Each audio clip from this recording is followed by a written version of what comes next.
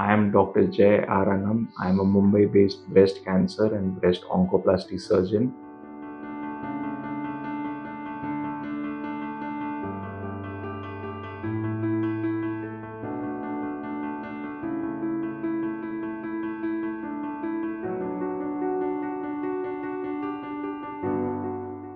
आज जो मुझे टॉपिक दिया गया है वो है कि अगर कोई पेशेंट आता है, से अ लेडी आती है and she has got pain on her right side and patient को पता नहीं चल रहा है कि वो ब्रेस्ट पेन है या पेन कहीं और है, राइट साइड के चेस्ट में पेन है।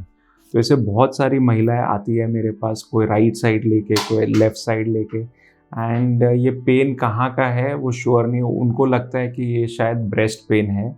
तो ऐसे में एक प्रॉपर हिस्ट्री बहुत ज़रूरी है।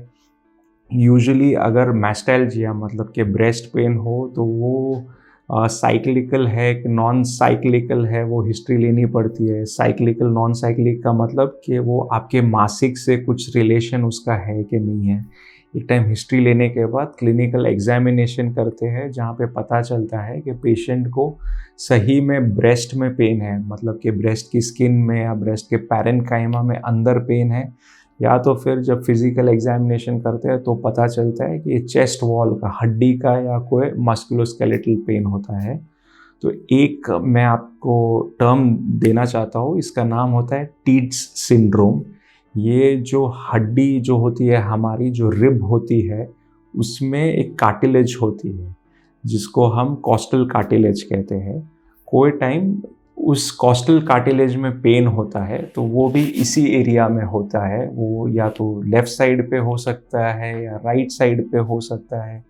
तो ये मिमिक करता है मैस्टैल्जिया की तरह।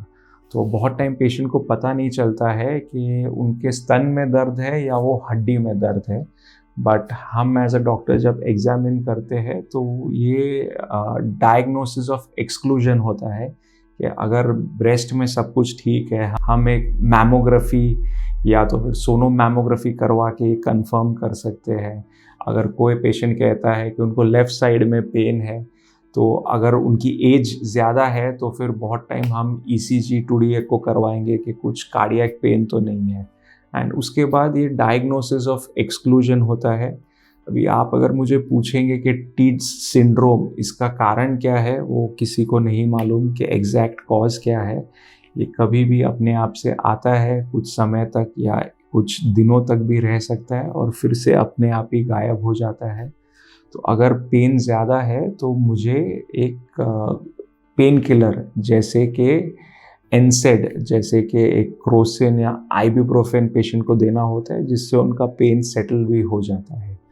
तो इन केस आपको कुछ ऐसा सिम्टम है, ब्रेस्ट पेन है, प्लीज़ किसी स्पेशलिस्ट डॉक्टर को मिलिए, तो आपका अच्छे से डायग्नोसिस हो सकता है और आगे ट्रीटमेंट हो सकती है।